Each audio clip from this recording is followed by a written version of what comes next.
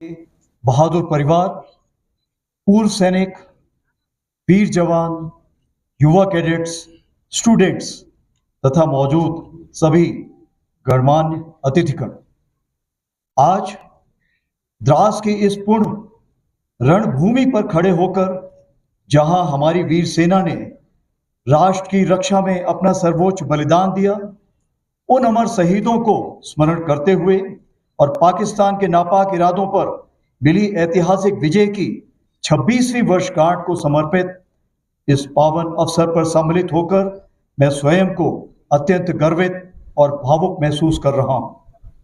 यह लगातार चौथी बार है जब मैं कारगिल युद्ध स्मारक और कारगिल विजय दिवस के इस पावन आयोजन में सम्मिलित हो रहा हूं। 2 बार नदन कमांड आर्मी कमांडर की हैसियत से और 2 बार थल सेना अध्यक्ष के रूप में।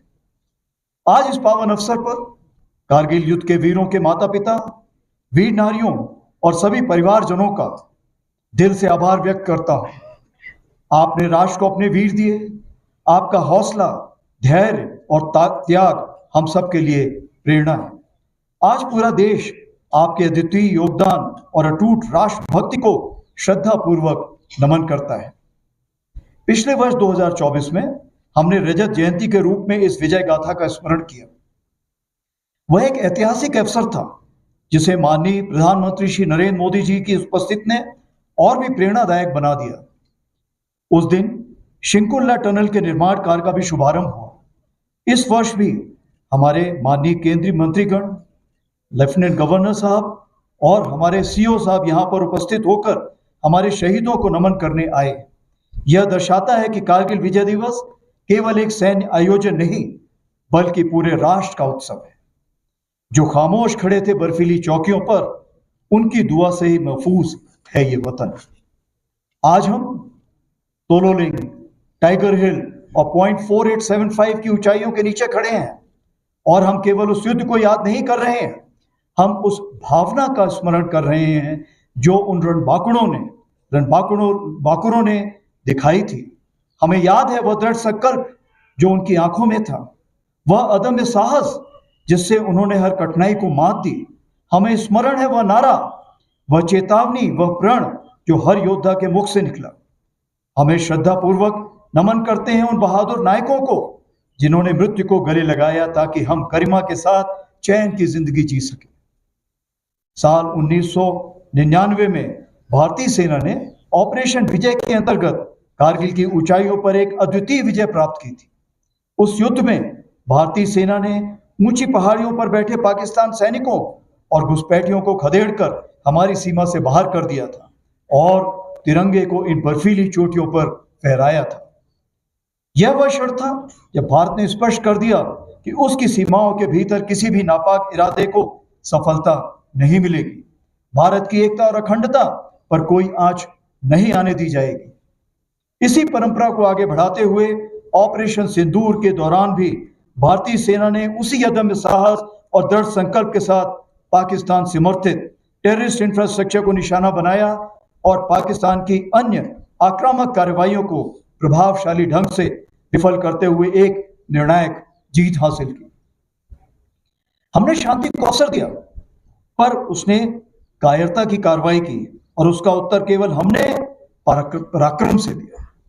ऑपरेशन सिंदूर हमारा संकल्प, संदेश भी और उत्तर भी। पहलगाम में हुई कायरतापूर्ण आतंकी हमला पूरे देश के लिए गहरी चोट था, लेकिन इस बार भारत ने सिर्फ शोक नहीं जताया बल्कि ठान लिया कि अब जवाब निर्णायक होगा। देशवासियों का अटूट विश्वास और सरकार द्वारा दी गई रणनीतिक स्वतंत्रता से भारतीय सेना ने एक सुनियोजित, सटीक और निर्णायक जवाब दिया। भारतीय सेना ने 6 और 7 मई की रात को पाकिस्तान और पाकिस्तान ऑक्यूपाइड जम्मू एंड कश्मीर में 9 हाई वैल्यू आतंकवादी ठिकानों को निशाना बनाया, बिना किसी मासूम नागरिक को हानि पहुंचाए हुए। यह केवल जवाब नहीं था, यह स्पष्ट संदेश था कि आतंकवाद को सहारा देने वाले अब नहीं बचेंगे। 7 से 9 मई को पाकिस्तान द्वारा की गई सैन्य कार्रवाई पर भारतीय सेना ने नपातुला और सटीक जवाब दिया।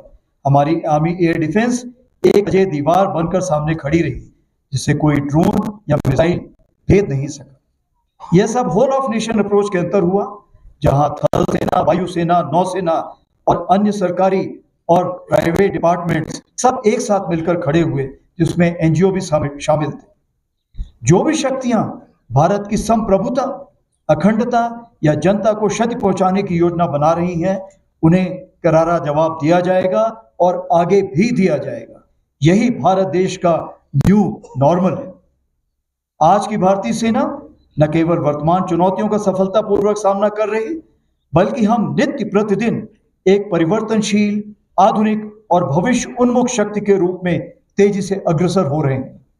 इसके अंतर्गत रुद्र के रूप में नई ऑल आर्म्स ब्रिगेड का गठन किया जा रहा है, जिसका सैंक्शन मैंने कल ही दिया है, जिसमें infantry, mechanised infantry, armoured units, artillery, special forces, unmanned aerial system जैसे फाइटिंग कंपोनेंट्स को एक साथ रखा जाएगा और विशेष रूप से तैयार किया जाएगा, जिसमें शामिल लॉजिस्टिक सपोर्ट और कॉम्बैट सपोर्ट होंगे। इसी क्रम में भैरव लाइट कमांडो बटालियन के रूप में एजाइल और घातक स्पेशल फोर्सेस का गठन किया गया है, जो सीमाओं पर शत्रु को चौंकाने के लिए हमेशा तैयार है। हर इन्फेंट्री बटालियन में ड्रोन प्लेटून का गठन किया गया है। वहीं आर्टिलरी में शक्तिमान रेजिमेंट बनाई गई है, जो ड्रोन और काउंटर ड्रोन इक्विपमेंट और लॉयटर म्यूनिशन के साथ लैस होगी। हर रेजिमेंट में एक दिव्यास्त्र बैटरी भी बनाई गई है, जो कंपोजिट बैटरी होगी और इन्हीं सामानों से लैस होगी। इन चीजों के मद्देनजर हमारी मारक क्षमता अब आने वाले दिनों में कई गुना बढ़ जाएगी। उसी प्रकार से आर्मी एयर डिफेंस को स्वदेशी मिसाइल सिस्टम से